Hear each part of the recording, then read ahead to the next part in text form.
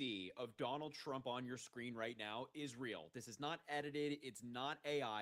All right, folks, look, the photo you see of Donald Trump on your screen right now is real. This is not edited, it's not AI. This was a photo taken of him at his club in Florida today, and he just looks like crap. And I think the stress of his administration crumbling before our very eyes is getting to him. Not only is he declining, and we're seeing that every day, but this explosive story surrounding his possible war crimes and the war crimes of Pete Hegseth just got even worse for his administration. We're going to cover all of that and more in this video. Before I do any of that, make sure to subscribe down below, drop a like on the video, comment, let me know what you think about the story. Let me know how your day is going. I hope your holiday weekend with Thanksgiving was wonderful and you were able to relax, because I know there's so much crap going on in the world. But without further ado, let's dive in. So this is Tim Miller from the Bulwark podcast. You may know him if you listen to like political podcasts and whatnot. He's great. And he said that a listener of his passed along this photo of Donald Trump enjoying a meal at his golf club earlier today. And I do have to point out that he did hashtag Maha, as in Make America Healthy Again, because this guy does not look very healthy to me. I'm not a doctor. I don't have a medical degree. I'm just doing the eyeball test right now. And the eyeball test tells me that somebody that looks like this and is showing clear signs publicly of cognitive decline, of physical decline. I mean, his body is also going. Doesn't look very healthy to me. Let's just look at the zoom in version. And I know, Donald Trump is kind of a jump scare, so looking at his face this close up is not appealing. But does this look healthy to anybody? Can the Republicans who type in my comments all the time, can they even try to sit here and claim that this guy looks healthy? And it's not like this is like a one-off bad picture. I mean, we have photos and videos of him falling asleep. We have photos and videos of him looking confused. This is not a one-off instance. This is just Donald Trump, the oldest president we've ever had, a president who will not release his medical results. He will not release the MRI test he had, the results of that exam, or give any specific details or allow his doctors to speak to the press about it. He won't do it. This is not healthy. And as I mentioned, I think some stress is getting to Donald Trump. I think that's what this boils down to, because of this upcoming story we're going to talk about. But before we do that, I also want to quickly show you this video of Donald Trump's recent walk, which a lot of people, some doctors have come out on social media, people who know better than me have pointed out that it looks like he's had a stroke. I mean, look at the way he's walking. He can't walk straight. And we've seen this plenty of times. All these videos of him walking in meetings or whatever it might be, he like stumbles all over the place. He's going back and forth. He's swaying. Look, it doesn't look good to me. It doesn't look good to me. But now, I think this is what's really getting to Donald Trump. I think the stress is building up. Not only the stress of the Epstein files, of Republicans resigning from Congress, the indictments of James Comey, Letitia James getting dismissed, among the many failures that Donald Trump has suffered recently, but it's this war crime story that the Washington Post reported on yesterday that has really rocked his administration and even gotten Republicans concerned as well. If you're not familiar, the Washington Post reported on this verbal order that Pete Hegseth gave, the Secretary of the Department of Defense, regarding this boat in the Caribbean. And his order was, quote, kill them all.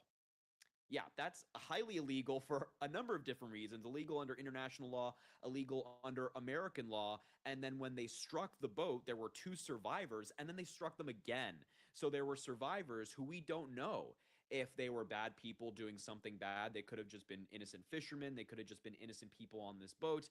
They were defenseless. They did not pose an immediate threat to the United States. They're in this huge ocean with no ships around them, and then they struck them again, which obviously is very concerning. And now Donald Trump and Pete Hegseth are being investigated by both the House and the Senate, and both of these chambers are led by Republicans.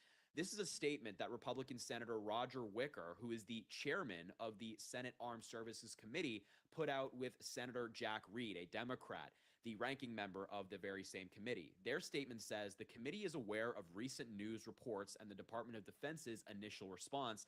And I love how they're saying the Department of Defense, not the Department of War, which Donald Trump had renamed it in quotations, regarding alleged follow-on strikes on suspected narcotics vessels in the Southcom area of responsibility.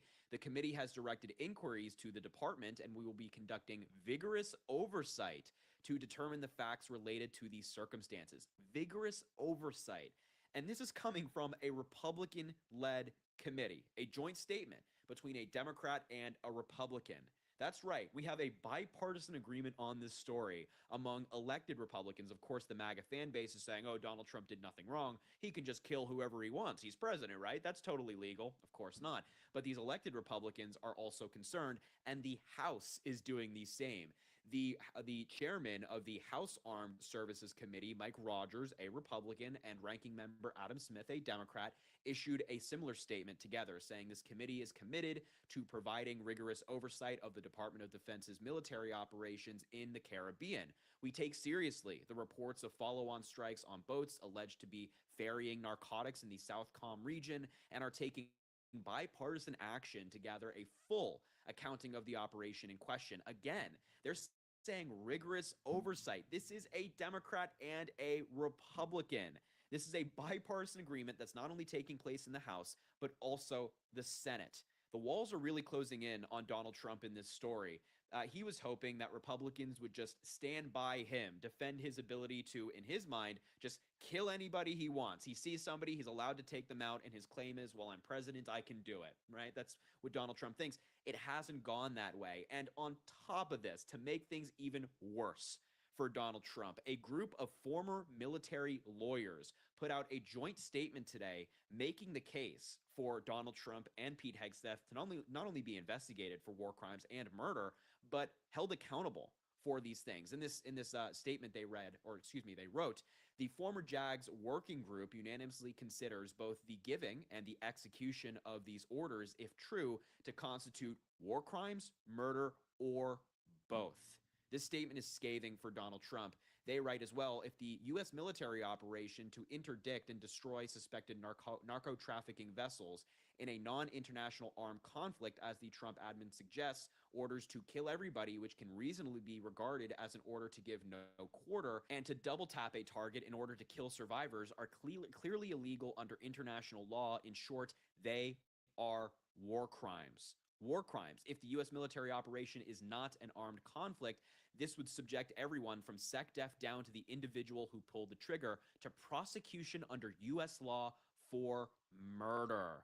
They are, they are not messing around here.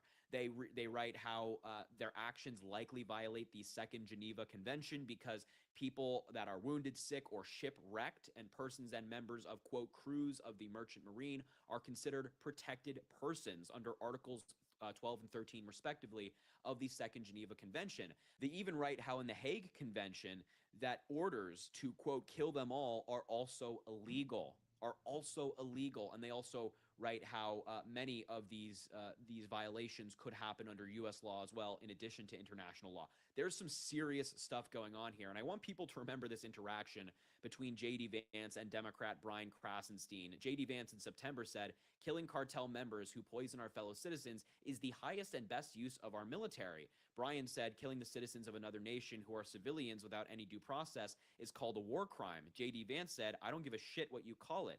Maybe J.D. Vance cares now because his administration is subjected to criminal liability for this. There will be an investigation, as we saw, and there will be some consequence. So look, I just had to break down the story on the possible war crimes that Donald Trump committed, but also this photo of him just looking absolutely awful. I mean, it's tough to look at. Anyway, look, I will leave the video there. Thank you so much for watching. Make sure to subscribe down below. Drop a like on the video. Again, let me know what you think about this story. I'm always excited to hear from you folks on this stuff.